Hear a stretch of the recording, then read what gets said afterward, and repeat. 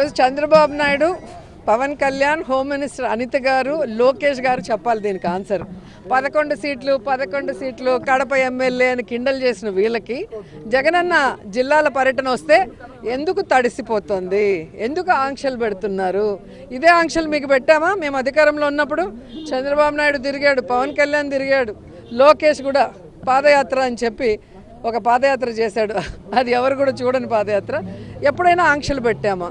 అంటే జగన్మోహన్ రెడ్డి గారు జనంలోకి వస్తే తెలుగుదేశం పార్టీ ఈవీఎంల ద్వారా గెలిచిపోయిందన్న విషయం పబ్లిసిటీ అవుతుంది కాబట్టి వాళ్ళు ఏదైతే సూపర్ 6 కానీ 143 మేనిఫెస్టోలో చెప్పినవి చేయకుండా జగనన్న ఇస్తున్నవి కూడా ఇస్తామని చెప్పి ఇవ్వకుండా పోవటాన్ని ప్రజలందరూ కూడా జగనన్న వెనక వెళ్తూ ఆయనకు చెప్తున్నారు. కాబట్టి వాళ్ళు చేసిన తప్పులు, వాళ్ళు చేస్తున్న అవినీతి ఏదైతే ఇప్పుడు ఉందో, ఇసుక కానీ, మద్యం కానీ, గంజాయి కానీ, డ్రగ్స్ కానీ, ఇవన్నీ బయటకు వస్తున్నాయన్న భయంతో, బాధతో ఈ ఆంక్షలు తప్ప ఎందుకు ఆంక్షలు నాకు చెప్పాల్సిన అవసరం వాళ్ళు ఉంది. మీరే చెప్పారు కదా, మీరే చూశారుగా 11 సీట్లని ఏ విధంగా ఎగతాళి చేశారు. 11 సీట్లు ఉన్న వాళ్ళ గురించి ఎందుకు భయపడుతున్నారు మరి? అండ్ రెండవది, ఈరోజు సీరియస్గా డిస్కషన్ చేసింది పిఎస్సీలో ఏంటంటే జగన్మోహన్ రెడ్డి గారికి Z+ కేటగిరీ భద్రతను కల్పించాలి. కానీ వీళ్ళు కోర్టుకు కానీ కేంద్ర ప్రభుత్వానికి కల్పిస్తున్నామని అబద్ధం చెప్తూ ఎక్కడా కూడా భద్రత కల్పించడం లేదు. రోప్ పార్టీస్ లేదు, పోలీసుల ప్రొటెక్షన్ లేదు. పోలీసులు ఏం పని చేస్తున్నారు? నియోజకవర్గాల్లో నోటీసులు ఇచ్చి మీరు మీటింగ్కి వెళ్తే మీ మీద రౌడీ షీట్లు తీస్తామంటారు, లేదంటే చెక్ పోస్టుల దగ్గర కార్లు పట్టుకోవడం, బైకులు పట్టుకోవడం, ప్రజల్ని కొట్టి పోలీస్ స్టేషన్లో కూర్చోబెట్టడం, జగన్ గారి మీటింగ్లు పోకూడదని. దీనికి పోలీసుల్ని ఉపయోగిస్తున్నారు. లేదంటే లోకల్ ఎమ్మెల్యేలు ఎవరైతే కూటమి ప్రభుత్వం వాళ్ళు చెప్తున్నారో వాళ్ళకి నచ్చని వాళ్ళు వైఎస్ఆర్సీపీకి స్ట్రాంగ్ ఉన్న క్యాడర్ మీద తప్పుడు కేసులు పెట్టి లోపల పెట్టడానికి యూజ్ చేస్తున్నారు తప్ప ఒక ప్రతిపక్ష నాయకుడు, ఒక ముఖ్యమంత్రిగా పనిచేసిన జగన్ గారు జిల్లా పర్యటనకు వస్తే కనీస భద్రత కూడా లేకపోవడం చాలా బాధాకరం.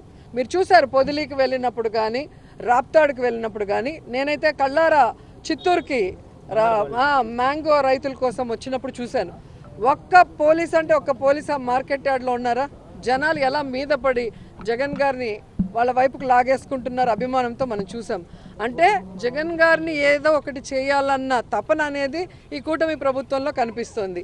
ఎందుకంటే చంద్రబాబు నాయుడు సొంత తండ్రి లాంటి ఎన్టీఆర్ గారికే పార్టీ లాక్కొని చెప్పులేసి ఆయన చావుకు కారణమైన వ్యక్తి కాబట్టి కుట్ర రాజకీయాలు చేయటము, వెన్నుపోటు రాజకీయాలు చేయటం చంద్రబాబు నాయుడుకి వెన్నతో పెట్టిన విద్య. కాబట్టి జగన్మోహన్ రెడ్డి గారి భద్రత గురించి మేమంతా ఆందోళన చెందాం. అందరం కూడా పిఎస్సీలో దాని మీద డిస్కస్ చేశాము.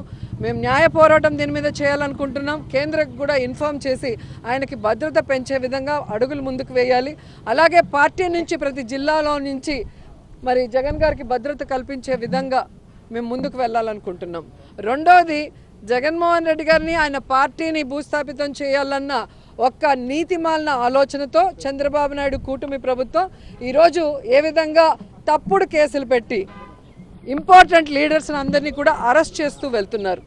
మిథున్ రెడ్డి గారు కానీ, కాకాని గోవర్ధన్ రెడ్డి గారు కానీ, చెవిరెడ్డి గారు కానీ, ఇప్పుడు వాళ్ళు కాదని ఇంకా వాళ్ళ పిల్లల్ని, మొన్న చూస్తే హారిక గారు జడ్పీ చైర్మన్ ఆవిడ భర్త మీద దాడి చేసి కార్లు పగలగొట్టి బూతులు తిట్టి మళ్ళీ ఆవిడ మీదే కేసు పెట్టడం అనేది ఈ ఒక్క ప్రభుత్వంలో, ఈ ఒక్క రాష్ట్రంలోనే జరుగుతుంది.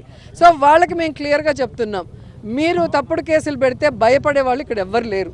దమ్మున్న నాయకుడు జగన్మోహన్ రెడ్డి గారి నాయకత్వంలో పనిచేస్తున్న నాయకులు మేము. మీరు జైల్లో పెడితే రేపొద్దున చక్రవడ్డీతో కూడా మీకు ఇచ్చేదానికి మేము రెడీగా ఉన్నాం. ఎందుకంటే ఈరోజు మీరు సూపర్ 6 ఇస్తామన్నారు, జగన్మోహన్ రెడ్డి గారు ఇచ్చిన ప్రతి ఒక్కటి కూడా ఇస్తామని చెప్పారు. ఇవి కాక మేనిఫెస్టోలో 143 ఐటమ్స్ పెట్టి ఒక్కటి కూడా చేయకుండా ఈరోజు ప్రజల్ని డైవర్ట్ చేసేదానికి ఈరోజు ఈ విధంగా తప్పుడు కేసులు పెడుతున్నారు అనేది ప్రజల్లోకి వెళ్తోంది. Manifesto, recalling manifesto Chandrababu Naidu కార్యక్రమం ద్వారా వెళ్తోంది. ఎందుకంటే ఈరోజు లిక్కర్కి మిథున్ రెడ్డికి ఏం సంబంధం అండి? లిక్కర్కి చెవిరెడ్డి గారికి ఏం సంబంధం అండి? లిక్కర్కి ఇంకొకరికి ఏం సంబంధం అండి? ప్రభుత్వం అమ్మిన మందుకి ఎవరైనా కమిషన్లు ఇస్తారా? ప్రైవేట్ వాళ్ళు అమ్మిన మందుకి కమిషన్లు ఇస్తారా? ఈరోజు బెల్ట్ షాపులు రిమూవ్ చేశారు, ఎక్కడ పర్మిట్ రూములు ఇవ్వలేదు, ఎక్కడా కూడా ఒక్క డిస్టిలరీకి కూడా జగన్మోహన్ రెడ్డి గారు పర్మిషన్ ఇవ్వకపోతే ఎక్కడి నుంచి లిక్కర్ మాఫియా జరిగింది, ఎక్కడి నుంచి లిక్కర్ స్కామ్ జరిగిందో చెప్పాలి. ఈరోజు నేను ఒకటే సూటిగా అడుగుతున్నా, లిక్కర్లు ఏవైతే ఈరోజు ఉన్నాయో ఆ డిస్టిలరీలు అన్నిటికీ ఎవరు పర్మిషన్ ఇచ్చారో ఒకసారి మీరు వెరిఫై చేయండి. జీవోలు అన్ని చంద్రబాబు నాయుడు గతంలో ఇచ్చినవే, ఒకటి కూడా జగన్ గారు ఇచ్చింది కాదు. ఆ డిస్టిలరీలో నుంచి ఈరోజు స్కామ్ జరిగింది అంటే, నాసిరకం మందు ఇచ్చినారంటే వాళ్ళ మీద ఎందుకు కేసులు పెట్టలేదు? ఆ డిస్టిలరీని ఎందుకు మూసేయలేదు? వాళ్ళ మీద ఎందుకు ఎంక్వైరీ చేయలేదని నేను అడుగుతున్నా. సిగ్గు లేకుండా చంద్రబాబు నాయుడు కూటమి ప్రభుత్వం మళ్ళీ అదే డిస్టిలరీలకి ఎందుకు వాళ్ళు ఆర్డర్లు ఇస్తున్నారు? నాసిరకం అని చెప్పిన బ్రాండ్లని ఎందుకు మళ్ళీ వాళ్ళ దగ్గర కొని అవే ఎందుకు ఈరోజు వైన్ షాపుల్లో అమ్ముతున్నారు, బెల్ట్ షాపుల్లో అమ్ముతున్నారు, పర్మిట్ రూములు ఇచ్చి అమ్ముతున్నారని నేను అడుగుతున్నాను. ప్రజల జీవితాలు నాశనం చేసే విధంగా మీరు మళ్ళీ 43,000కు పైగా బెల్ట్ షాపుల్ని ఓపెన్ చేయించారు. మళ్ళీ లిక్కర్ షాపులు, ప్రతి షాపు ముందు కూడా ఈరోజు అమ్మకాలు ఏ విధంగా కూర్చొని తాగి తందనాలు ఆడే విధంగా మీరు వీడియోలు మీ ఛానల్లోనే చూసుకుంటున్నారు. ఎక్కడైనా ప్రైవేట్ వాళ్ళకి నచ్చినట్టుగా ఈరోజు లిక్కర్ సిండికేట్ని తయారు చేసి వాళ్ళు రేట్లు పెంచుకొని వీళ్ళకి కమిషన్లు ఇచ్చే విధంగా కూటమి ప్రభుత్వం ప్రవర్తిస్తూ ఈరోజు జగన్మోహన్ రెడ్డి గారి ప్రభుత్వం మీద నింద వేసే విధంగా ఈరోజు మిథున్ రెడ్డి గారిని కానీ ఇంకొకరిని అరెస్ట్ చేయడం అనేది ప్రజలు గమనిస్తున్నారు. సో ఈ విధంగా తప్పుడు కేసులు పెట్టిన చంద్రబాబు నాయుడు కూటమి ప్రభుత్వాన్ని కూకటి వేళ్లతో సహా పెకిలించి బయటపడేసేంత వరకు మేమందరం కూడా పోరాడతామని కూడా ఈ సందర్భంగా తెలియజేసుకుంటున్నాను. అండ్ ఈరోజు తెలుగుదేశం పార్టీకి చెప్తున్నాను, ప్రశాంతి గారికి ఏదో జరిగిపోయిందని అన్ని ఛానల్లో డిస్కషన్ పెట్టి ప్యానెల్ మీటింగ్లు పెట్టి మళ్ళీ ప్రసన్న కుమార్ రెడ్డి ఇంటికి పోయి ఆయన ఇల్లు డ్యామేజ్ చేసింది మీరు అందరూ చూశారు. పోలీస్ స్టేషన్లో వెంటనే కేసులు పెడతారు. కోర్టు కూడా ఏ విధంగా తప్పు పట్టిందో మనం చూసాం. కానీ నా విషయంలో అంత వల్గర్గా మాట్లాడుతుంటే అదే ప్రశాంతి పెంచి పోషిస్తున్న ఆర్పి, అదే వేమిరెడ్డి గారు పెంచి పోషిస్తున్న ఆర్పి అన్ని రకాలుగా మాట్లాడుతుంటే ఎందుకు పోలీసులు కేసు పెట్టట్లేదు? కోర్టులో ఎందుకు సుమోటోగా తీసుకొని అలాంటి వాళ్ళకి బుద్ధి చెప్పట్లేదని నేను అడుగుతున్నాను. ఈరోజు నా నియోజకవర్గంలో భానుప్రకాష్ అనేవాడు తండ్రి పేరు చెప్పుకొని రాజకీయాల్లోకి వచ్చాడు. మేము కష్టపడి పైకి వచ్చిన వాళ్ళు. అలాంటి వాడితో కూడా లోకేష్ గారు నన్ను ఈరోజు మాట్లాడిస్తున్నారు. మరి దీని గురించి ఎందుకు ఏ ఛానల్లో కూడా ప్యానల్ డిస్కషన్ చేయట్లేదు?